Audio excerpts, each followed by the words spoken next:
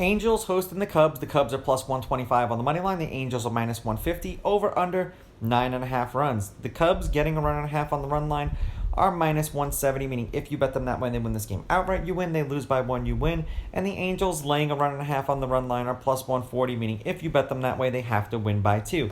Head-to-head, the home team is 6-4. The home team's won the last 2 games. The Cubs are 7-3 against the Angels in their last 10. The favorites won the last 2 games. The favorite is 8-2 on the money line. The favorite laying a run and a half on the run line is 8-2. There haven't been any one-run games in their last 10 meetings, so whether it's the favorite or the underdog, they're winning by 2. The over-under is 4-2 in their last 10, and the under 9.5 runs is 7-3 in their last 10 meetings.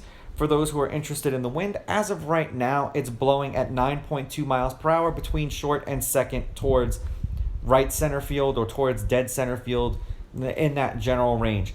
Talion pitched twice against the Angels last year. It was as a member of the Yankees. 8 innings, 1 run, 1 earned. They won that game 2-1 in New York. He struck out 5. 2 innings, 2 runs, 2 earned. They won that game 7-4, and that was in LA, and he struck out 2. Barria did not pitch against the Cubs either last year or this year. The Cubs are 1-9 as a team in Talion's last 10 starts. He's averaging 3 2/3 innings pitched and 3.5 strikeouts per game in those games, and I'm sure there's a lot of buyer's remorse on their side. The Angels are 2-0 in the games in Barria's starts. He's averaging 5 innings pitched and 6 strikeouts per game in those games. Now, I thought the Cubs were going to win that game.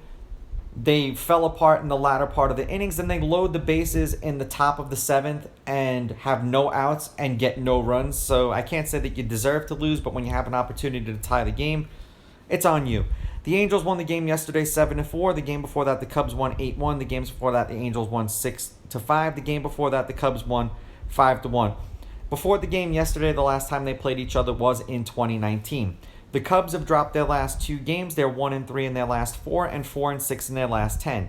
6 runs, 8 runs, 5 runs, 11 runs. The Cubs have been shut out twice in their last 4 games. Shut out in a loss, 7 runs in a win. Shut out in a loss, 4 runs in a loss. The Angels have won their last 2. They're 2-2 in their last 4, and they too are 6-4 in their last 10. 8 runs, 15 runs, 3 runs, and 11 runs.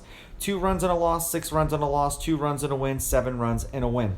I understand that the Cubs have dominated the Angels. However, Talion has not been pitching well. I understand that he beat the Angels last year, but that was with the Yankees. And the Yankees and the Cubs are 2 different teams. Say what you will. I'm going to take the Angels with the money line. I'm going to take the Angels laying the runs. And I'm going to go over in this game. I just have one of those weird feelings that Talion might get lit up in this game. These are just my picks. If you disagree, please go with your gut, and please bet responsibly.